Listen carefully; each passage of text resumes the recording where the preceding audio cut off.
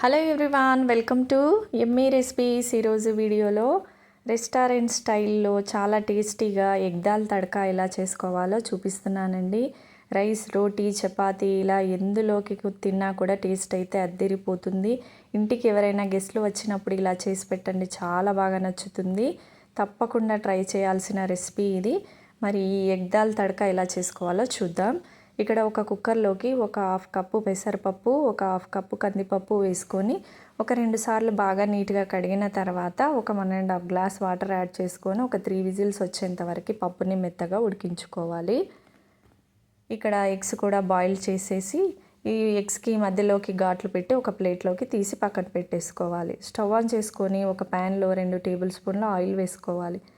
ఇందులో 1 స్పూన్ జీలకర్ర, ఒక బిర్యానీ ఆకు, దాల్చిన చెక్క, 2-3 లవంగాలు, ఒక ఇలాచీ కూడా వేసుకొని కాస్త వేగనివ్వాలి.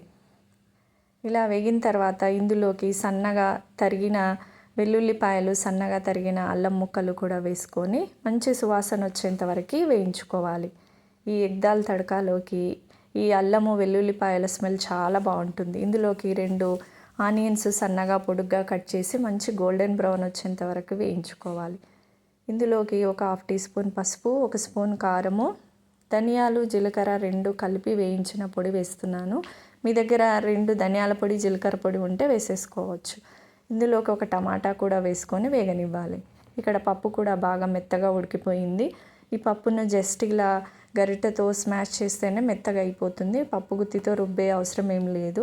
ఇప్పుడు ఉడికించుకున్న ఈ పప్పుని ఈ ప్యాన్లోకి వేసేసుకోవాలి. ఇందులోకి పులుపు కోసం నేను కొద్దిగా చింతపండు యాడ్ చేస్తున్నాను. నచ్చకపోతే స్కిప్ చేయొచ్చు. ఇంకొంచెం వాటర్ కూడా వేసుకోవాలి. తగినంత సాల్ట్ కూడా వేసేసుకోవాలి. ఈ పప్పుని వేరొక స్టవ్ పైన సిమ్లోనే ఉంచి ఉడికించుకోవాలి. ఇక్కడ వేరొక ప్యాన్లోకి 1 టేబుల్ స్పూన్ ఆయిల్ వేసుకొని ఎగ్స్ వేసుకోవాలి. ఇందులోకి 1 స్పూను బటర్ కూడా వేసుకొని ఈ ఎగ్స్ని వేగనివ్వాలి. ఇలా ఎగ్స్ కాస్త వేగిన తర్వాత ఇందులోకి కసూరి మేతి, కొద్దిగా పసుపు, కాశ్మీరీ రెడ్ చిల్లీ పౌడర్ కూడా వేసుకొని వేయించుకోవాలి. దీన్నే తడకా అంటారు.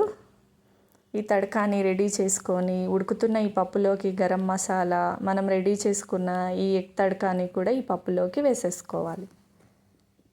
చూస్తుంటేనే నోరు ఊరిపోతుంది, అంత బాగుందండి. చూడ్డానికే కాదు, టేస్ట్ కూడా చాలా చాలా బాగుంది. మా ఇంట్లో వాళ్ళకైతే చాలా బాగా నచ్చింది. తప్పకుండా మీరు కూడా ట్రై చేయండి. ఇలా ఒకసారి కొత్తిమీర కూడా వేసుకొని కలుపుకొని స్టవ్ ఆఫ్ చేసేసుకున్నామంటే ఎంతో సింపుల్గా టేస్టీగా ఎగ్ దాల్ తడకా రెడీ అండి. చాలా డిఫరెంట్ స్టైల్లో చాలా చాలా బాగుంది.